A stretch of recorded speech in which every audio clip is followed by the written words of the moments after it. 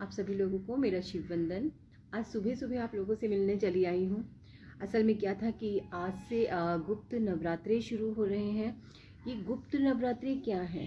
देखिए, ऐसा है कि पहले प्राचीन समय में ये गुप्त नवरात्रे ही सिद्ध किए जाते थे।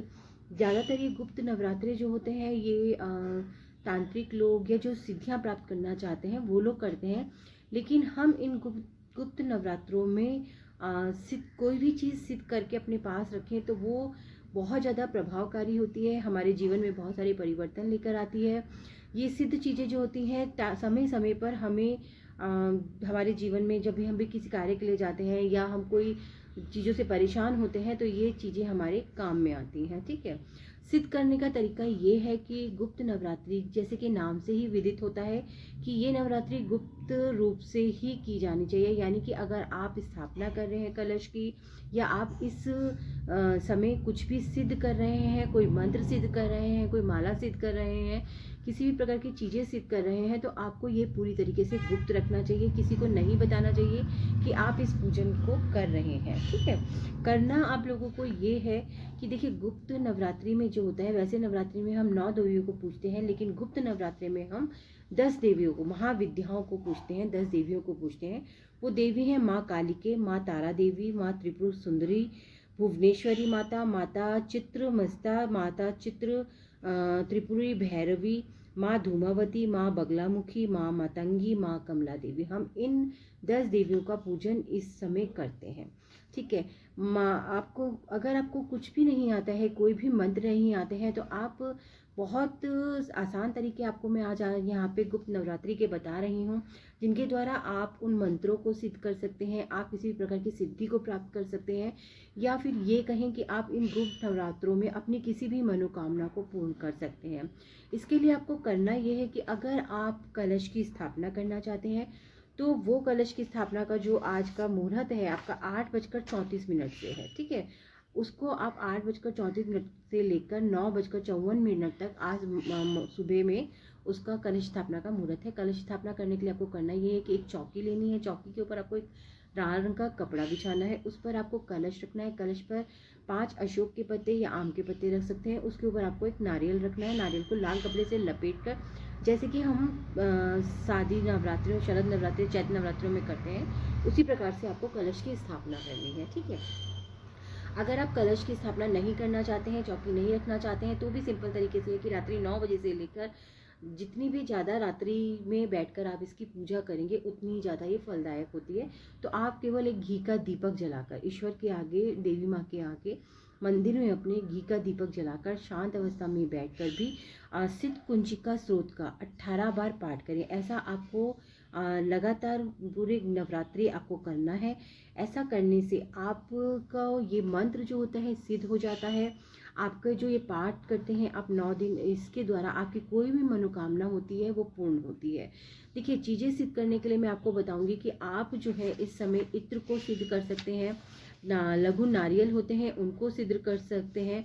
आप साथ में जैसे कौड़ी होती हैं, हम आपको बताते हैं कि कौड़ियों को, गोमती चक्र को, सिंदूर को, और भी बहुत सारी चीज़ें होती हैं। जैसे हम किसी भी प्रकार की जप करने की माला होती है, हल्दी की माला, स्फटिक की माला, कमलगट्टे की माला, रुद्राक्ष की माला, इन सभी को हम सिद्ध कर सकते हैं इन गुप्त नवरात्रों में।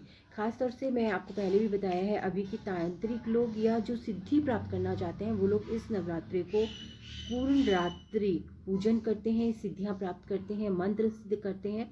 तो आप लोग भी अगर गुप्त नवरात्रि को करना चाहते हैं तो आप कर सकते हैं। ये बहुत प्रभावकारी होती है, आपकी सब मनोकामनाओं को पूर्ण करती है। लेकिन इसका जो सही समय है वो यही है कि रात्रि समय ही आपको ये पूजन करना है। रात्रि 9 बजे से लेकर मध्य रात्रि ज़्यादातर, जितना भी ज़्यादा 3 बजे तक आप कभी भी इस पूजन को कीजिए, ये उतना ही ज़्यादा आपको सफलता प्रदान करेगा। लेकिन अगर आप लोग इस प्रकार की कोई भी सिद्धि प्राप्त नहीं करना चाहते हैं, किसी भी प्रकार के मंत्रों को सिद्ध नहीं करना चाहते हैं, तो गुप्त नवरात्रि में गुप्त दान जरूर दीजिएगा। दान के तौर पर देखिए, मैं आपको बताना चाहूँगी कि जो हम इस समय गुप्त दान करते हैं उनका प्रभाव हमारे जीवन पर बहुत ज़्यादा पड़ता है। ठीक है, और इस पूजन को गुप्त, इस दान को गुप्त ही रखना चाहिए, तभी ये प्रभावकारी होता है। आज मैं आपको बताना चाहूँगी कि कौन सी राशि को क्या चीज़ें दान करनी चाहिए।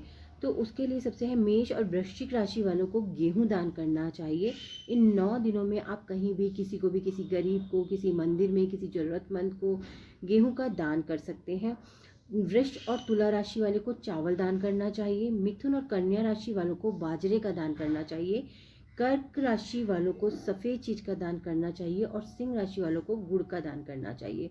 धनु व मीन राशि वालों को ज्वार का दान करना चाहिए। साथ ही के साथ मकर राशि जो होती है उनको तिल का दान करना चाहिए। ठीक है।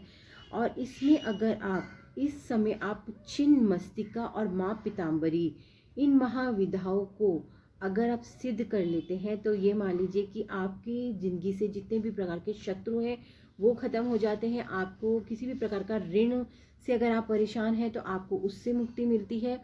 साथ ही के साथ आपके जीवन में सफलताएं जो होती हैं वो पूरी तरीके से अर्जित होने लगती हैं। इस समय आप शिव मंत्रों को सिद्ध कर सकते हैं, गणेश के मंत्रों को सिद्ध कर सकते हैं और माँ के मंत्रों को सिद्ध कर सकते हैं। ठीक है। आपको देखिए क्या होता है कि कुछ करने के लिए मैं आपको बताना चाहूँगी कि अगर आपके घर में कलेश रहता है तो आपको करना क्या है कि 9 दिन रात्रि को कपूर की एक टिक्की को, जब सब लोग आपके घर के अंदर आ जाएं और मतलब घर के जितने भी सदस्य हैं वो घर के अंदर आ जाएं, आप जब लोग सोने के लिए जाएं तो आपको करना ही है कि कपूर की टिक्की को लेना है और अपने मुख्य द्वार पर आपको उसको जलाकर छोड़ देना है। ऐसा आपको पूरे के पूरे 9 दिन करना है। ठीक है। साथ ही है कि आप माँ के मंदिर में कोई भी चीज़ चढ़ाकर छोड़ाएं। मतलब आप 9 दिन माँ के मंदिर में जाएं और 9 दिन वहाँ पर कुछ भी चढ़ा करके छोड़कर आ जाएं। या एक नींबू, देखिए ये नींबू का जो मैं शायद पहले मैंने बताया होगा, नहीं तो मैं आगे बताऊंगी कि एक नींबू लेकर आप माँ के मंदिर में नवरात्रे के समय छोड़कर आएँ तो ये बहुत ज़्यादा प्रभावकारी होता है। आप इस दिन इत्र को सिद्ध कर सकते हैं। देखिए इत्र को सिद्ध करने का जो तरीका है वो ये है कि आप एक इत्र की शीशी लीजिएगा। उस शीशी को आप अपने मंदिर में, या अगर आप स्थापना कर रहे हैं कलश की तो आप वहाँ तब रख सकते हैं, नहीं तो अपने मंदिर में जहाँ हमेशा पूजन करते हैं आप वहाँ रख सकते हैं। और वहाँ पर रखने के बाद आपको करना ये है कि उस इत्र की शीशी को, एक दिया जलाइएगा और इत्र की शीशी को खोल करके रख दीजिएगा। ठीक है। और फिर आपको ओम ह्रीं ह्रीं क्लीं चामुंडाय विच्चे, ओम एम ह्रीं क्लीं चामुंडाय विच्चे का पाठ करना है। ऐसा करते हुए आपको 108 बार इस मंत्र का जाप करना है और जाप करने के बाद आपको वो शीशी जो है इत्र की बंद करके रख देनी है। ऐसा आपको 9 दिन लगातार करना है। ऐसा करने से वो आपका जो इत्र है वो सिद्ध हो जाता है। इत्र को सिद्ध करके किस प्रकार से प्रयोग में लाया जाता है ये मैं आपको अपने अगले वीडियो में बहुत जल्दी बताने वाली हूँ। इत्र के उपायों से हम अपने जीवन की बहुत सारी चीज़ों को बदल लेते हैं। हम अपनी लाइफ में, जैसे हम कभी इंटरव्यू देने जा रहे हैं, हम किसी कोर्ट केस के लिए जा रहे हैं, इन सब चीज़ों के लिए जाते हैं, अगर हम इत्र को अपने यहाँ पर, अपनी इस जगह पर लगा कर जाए तो हमारे कार्यों में सफलता मिलती है। इत्र के द्वारा हम कई बार क्या होता है कि हमारी लाइफ में कुछ ऐसी परेशानियाँ होती हैं कि हम किसी स्वार्थ के कारण नहीं, लेकिन बहुत ज़रूरी हो जाता है कुछ लोगों को अपनी तरफ आकर्षित करना, अपने वश में करना। वश में करना मतलब ये नहीं कि आपको उनको अपने तरीके से चलाना है, बस जो कलेश हैं, जो कलह हैं, जिनकी वजह से आपकी पूरी लाइफ जो है वो ख़त्म हो रही है, उन सब चीज़ों को रोकने के लिए कई बार हमारे लिए ये बहुत ज़रूरी हो जाता है। तो कुछ ऐसे छोटे छोटे से उपाय हैं इत्र के जो मैं आप लोगों को आगे बताऊंगी, लेकिन तब तक मैं आपको यही कहूँगी कि ये जो नवरात्रे हैं ये बहुत ज़्यादा विशेष हैं, बहुत ज़्यादा फलदायी हैं, बहुत ज़्यादा कारगर हैं। और इन नवरात्रों को अगर आप करते हैं, इनमें किसी भी प्रकार की सिद्धि अगर आप करते हैं तो ये आपके लिए बहुत ही ज़्यादा लाभकारी सिद्ध होगी। इसी के साथ मैं आप लोगों को बताना चाहूँगी कि इन गुप्त नवरात्रों में मैं भी चीज़ों को सिद्ध करती हूँ, बहुत सारी चीज़ों को सिद्ध करती हूँ। अगर आप लोग इससे संबंधित कुछ पूछना चाहते हैं तो आप लोग मुझे इस नंबर पर, यहीं पर कोई भी मैसेज इनबॉक्स में आप मुझसे पूछ सकते हैं, नहीं तो मैं अपना व्हाट्सएप नंबर भी आप लोगों को दे दूंगी। अगर आप लोग कोई भी प्रश्न करना चाहते हैं तो आप लोग मुझसे वहाँ पर भी बात कर सकते हैं। इसी के साथ मैं आज अपना ये वीडियो यहीं समाप्त करती हूँ। देखिए कहने के लिए बहुत कुछ होता है, बताने के लिए बहुत कुछ होता है। कई बार क्या होता है कि बहुत सी चीज़ें ऐसी होती हैं जो बताते वक्त हमें ये लगता है कि हम अगर इस तरीके से आप लोग को बताएंगे तो पता है नहीं, कई बार होता है बहुत लोगों की थिंकिंग होती है कि ये क्या किस तरीके के उपाय बता रहे हैं, लेकिन क्या होता है कि जब हमारे जीवन में परेशानियाँ बहुत ज़्यादा बढ़ जाती हैं तो हमें इन उपायों को भी करना पड़ता है। मैं कोई भी तांत्रिक उपाय यहाँ नहीं बताती हूँ, उपाय बहुत सात्विक बताती हूँ, लेकिन कई बार क्या होता है कि वो सात्विक उपाय भी कुछ इस तरीके से हमें करने होते हैं ताकि उनका प्रभाव है जो है वो बहुत ज़्यादा हमारे जीवन पर पड़े, और इसीलिए हमें इस तरीके से इस चीज़ों को बताना पड़ता है। लेकिन फिर भी मैं हमेशा ये कहती हूँ कि उपाय आप वही करिएगा।